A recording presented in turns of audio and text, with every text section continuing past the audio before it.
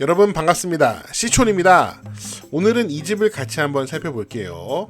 집이 참 웅장하고 멋진데요. 현재 반값 경매로 진행이 되고 있습니다. 반값 경매, 입찰자, 낙찰자 입장에서는 참 좋습니다. 집을 저렴한 가격에 구입을 할 수 있으니까요. 반면에 집주인 입장에서는 집이 경매로 매각이 돼도 낮은 가격에 낙찰이 되면은 자기가 갖고 있는 채무가 모두 변제되지 않으니까 그렇게 좋은 상황은 아니에요.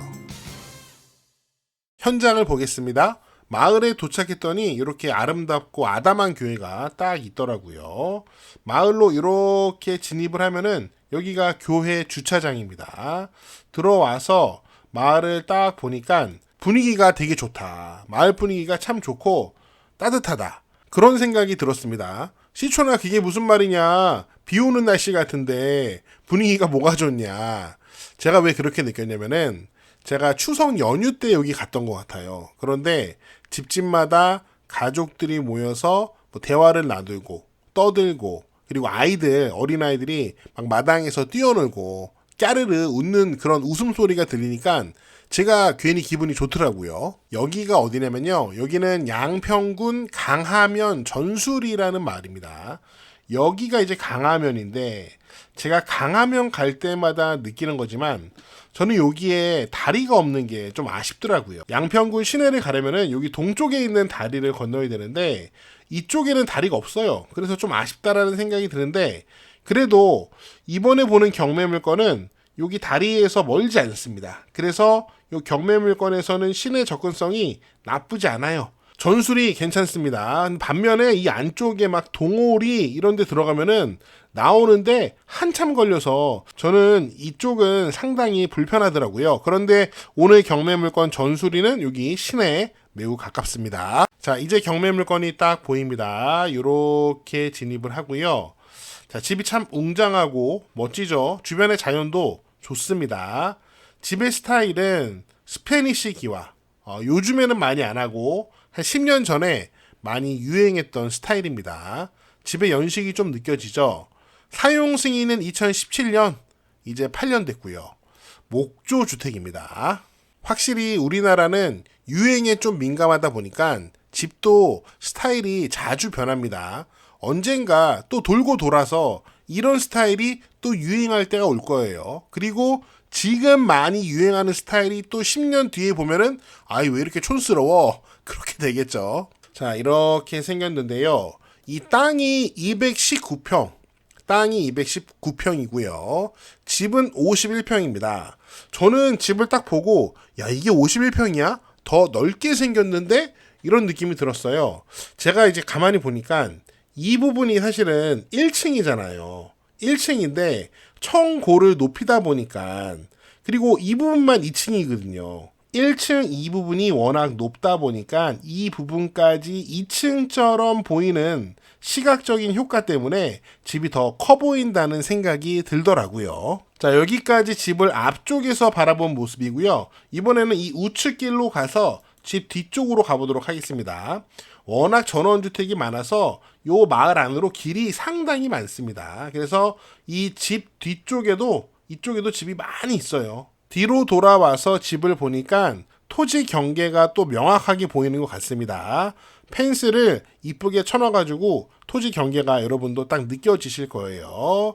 집의 조경수도 엄청 많고요.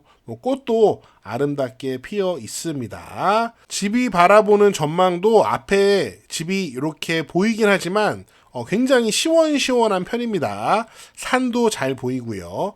집이 바라보는 방향은 동향이에요. 미쓰고 부동산에서 보면은 토지하고 여기 건물이 보이는데 집이 바라보는 방향은 동쪽입니다. 아무래도 이 동네 땅들이 다 동양 땅이에요. 그래서 집을 다 동쪽을 바라보도록 지세와 비슷하게 집을 안친 것을 확인할 수 있습니다.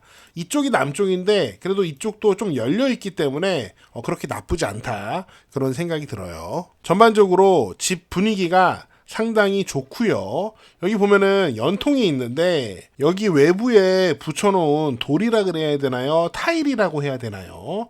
상당히 많이 떨어졌습니다. 빨리 가서 붙여주고 싶어요. 이 집이 현재 경매에서 감정가가 6억 3천만 원 정도 됐는데 유찰이 됐습니다. 그러다가 3억 4천만 원에 낙찰이 됐지만 결국에는 매각 불허가 결정, 미납이 아니고요. 매각 불허가 결정이 났어요. 이거 왜 매각 불허가 결정이 났을까요? 제가 요즘 겨울 준비하느라 몸을 많이 쓰는데요. 굉장히 피곤하고 몸이 많이 지쳤습니다. 이렇게 지친 남자들에게 보탬이 되는 게 없을까 고민하다 알게 된 제품이 있는데 바로 뉴칸 올인원 맨즈업입니다. 하루에 한 포씩 먹고 있는데요.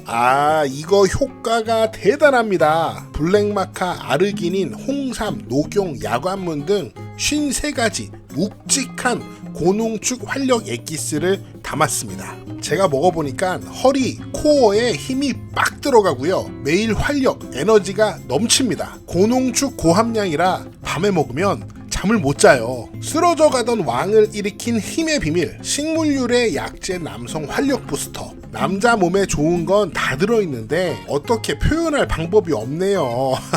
시촌 구독자님들께는 정가 19만 8천원짜리를 70%에 50% 할인을 더해서 29,500원에 드리고 있으니까요. 꼭 한번 드셔보세요.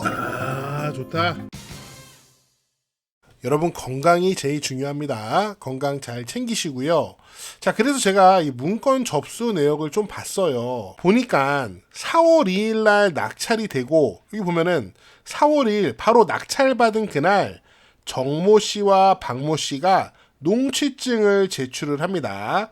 둘이서 공동 낙찰을 받았나 봐요. 그리고 낙찰 받기 전에 이미 농취증을 발급 받아 놓은 상태였던 거죠. 그러니까 우리가 알 수 있는 게 이 낙찰자들은 이 집을 나 욕심 난다, 이 집 갖고 싶다라는 마음이 확실했고 입찰하기 전부터 농취증을 받아서 잘 준비를 하고 낙찰 받고 바로 농취증을 제출을 한 거예요. 그런데 일주일 지나고 4월 9일 날 매각 불허가 결정이 났죠.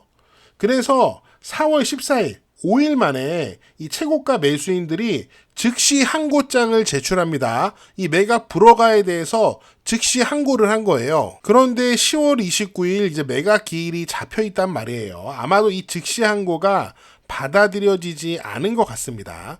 그래서 낙찰자 입장에서는 매각 불허가 결정에 대해서 즉시 항고를 하는 등 이 집의 소유권을 취득하고자 하는 의지가 분명히 있었던 것 같아요. 그리고 다른 문건 접수 내역이 없는 것을 보니까 무슨 경매 과정에 흠이 있다거나 혹은 집행 정지를 신청했다거나 그런 내용은 아닌 것 같습니다. 이 문건 접수 내용만 보고 우리가 정확하게 알 수는 없지만 아마도 이 매수인과 관련된 매수인의 자격과 관련된 어떤 문제가 있지 않았을까 그렇게 좀 추측이 되고요. 다음 매각일이 10월 29일이기 때문에 7일 전인 10월 22일 즉 내일이죠. 내일 아마 새로운 매각 물건 명세서가 올라올 텐데 이 경매 물건에 관심 있는 분들은 새로 올라오는 매각 물건 명세서 상에 기존의 매각 불허가 결정에 대한 정보가 있는지 확인해 보는 것도 도움이 될 것 같아요. 미쓰고 부동산에서 도로 좀 확인해 보도록 하겠습니다. 경매 물건의 토지가 이렇게 생겼습니다. 물론 이 토지는 지분으로 포함되어 있어요. 요 대지는 온전히 경매 매각에 포함되어 있고 요 도로는 지분으로 포함되어 있습니다. 그런데 여기 보면은 여기 교회 있잖아요. 요 교회 앞쪽까지는 여기 국유지 도로고 여기서부터 쭉 이 부분은 다 국유지 도로는 아닙니다. 사유지 현황 도로라고 볼 수 있겠죠. 자, 과연 이 도로 사용에 문제가 있을까? 만약에 이 도로 사용에 문제가 있으면은 요 안쪽에 있는 집들이 다 문제가 되겠죠. 저는 개인적으로 이제 문제가 별로 없을 것 같긴 한데 난 이런 거 너무 불안하다. 그런 분들은 이 경매 물건 쳐다보지도 마세요. 나는 이거 안 불안하다. 나는 뭐 이 정도는 해결하면서 살 수 있다. 그런 분들이 관심을 갖는 게 좋을 것 같습니다. 개인적으로 저는 문제가 안 될 것 같아요. 집이 이렇게 많은데 이거 원래 길 막을 수 없는 겁니다. 그런데 뭐 이상한 사람 하나 나타난다. 그러면은 또 일이 복잡해지는 게 인간 사이기도 합니다. 그런 부분도 염두해서 접근을 해야겠죠. 경매 개요 살펴보도록 하겠습니다. 사건 번호 확인하시고요. 감정가는 6억 3천만 원, 현재가는 3억 정도 됩니다. 토지 건물 일괄 매각이고 여기 밑에 가처분이라고 쓰여 있는데 제가 바로 설명드릴게요. 우선 임차인 권리 분석을 보면은 전부 소유자가 점유합니다. 채무자하고 소유자가 가족이 다 점유하고 있다. 이렇게 진술을 했대요. 전입세대 열람에도 소유자 세대만 전입되어 있기 때문에 임차인 문제 없을 거고요. 자, 여기 등기된 권리들을 보면은 2021년 근저당권, 요게 말소 기준 권리고 나머지는 다 후순위 권리입니다. 여기 지금 가처분이 안 보이는데 가처분이 이 근저당권 밑에 깔려있는 부기등기입니다. 요거 본등기 말소되면 주등기 말소되면은 그 뒤에 있는 부기등기는 당연히 말소되는 거니까 그 가처분도 낙찰자 입장에서는 전혀 신경 쓸 필요가 없습니다. 요 말소 기준 권리 이후로 후순위는 다 말소되고 낙찰자에게 인수되지 않습니다. 그래서 전반적으로 제가 봤을 때는 이 집이 3억이니까 나쁜 가격은 아닌 것 같습니다. 물론 내일 올라오는 매각 물건 명세서에 기존의 매각 불허가 결정이 왜 있었는지 그 내용을 한번 확인하는 것은 필요할 것 같고요. 지금 이 집이 3억이면은 양평인데 나쁘지 않은 것 같습니다. 지금 요 앞에 있는 요 두 집 중에서 오른쪽 집이 예전에 4억에 거래가 됐대요. 요 앞에 있는 집이 요거 작은 집입니다. 땅도 경매 물건의 절반밖에 안 되고 요거 작은 집인데 요게 4억이래요. 근데 이 집이 3억? 저는 가격적으로는 나쁘지 않은 것 같습니다.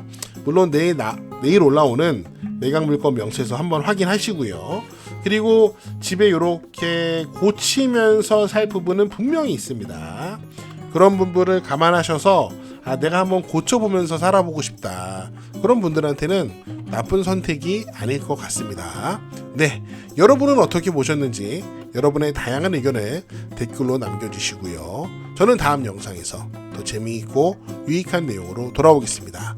여러분, See you again!